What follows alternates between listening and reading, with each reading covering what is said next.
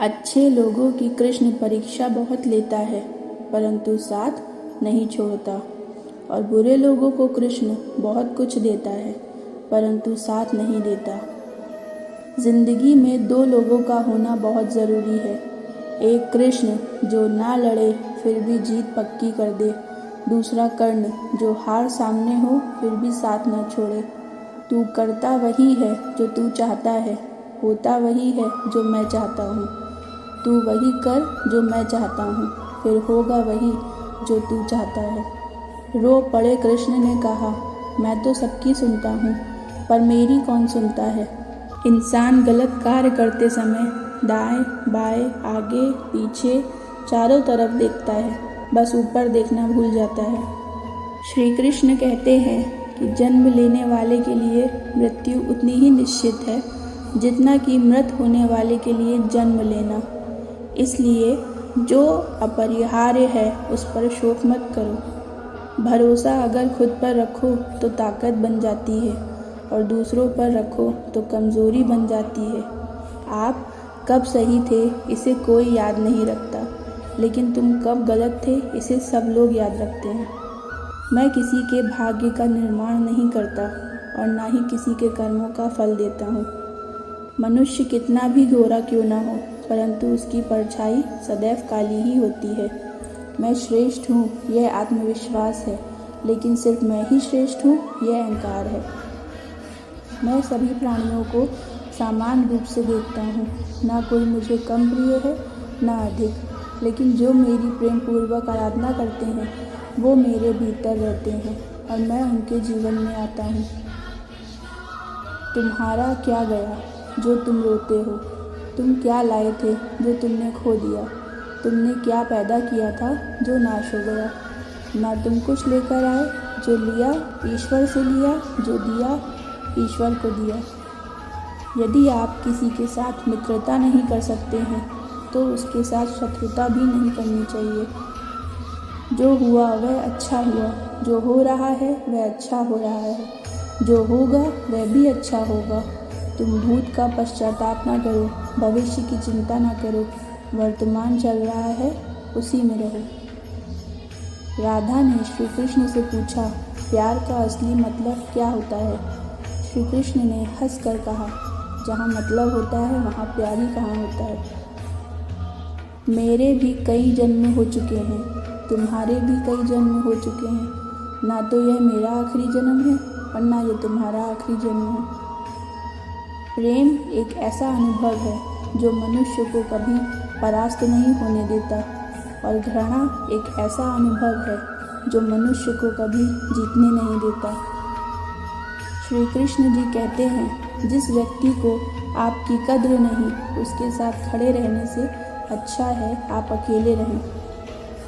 परिवर्तन इस संसार का नियम है। कल जो किसी और का था आज वो तुम्हारा है, एवं कल वो किसी और का होगा।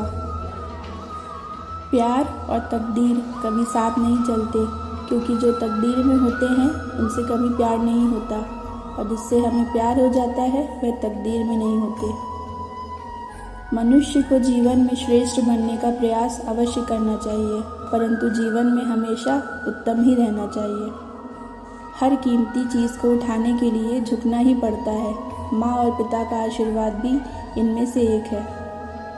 अगर व्यक्ति शिक्षा से पहले संस्कार, व्यापार से पहले व्यवहार और भगवान से पहले माता पिता को पहचान ले तो जिंदगी में कोई भी कठिनाई नहीं आएगी। स्वार्थ से रिश्ते बनाने की कितनी भी कोशिश करें वो कभी नहीं बनते हैं, और प्रेम से बने रिश्तों को कितना भी तोड़ने की कोशिश करें वे कभी नहीं टूटते। हर किसी के अंदर अपनी ताकत और अपनी कमज़ोरी होती है। मछली जंगल में नहीं दौड़ सकती और शेर पानी में राजा नहीं बन सकता, इसलिए अहमियत सभी को देनी चाहिए।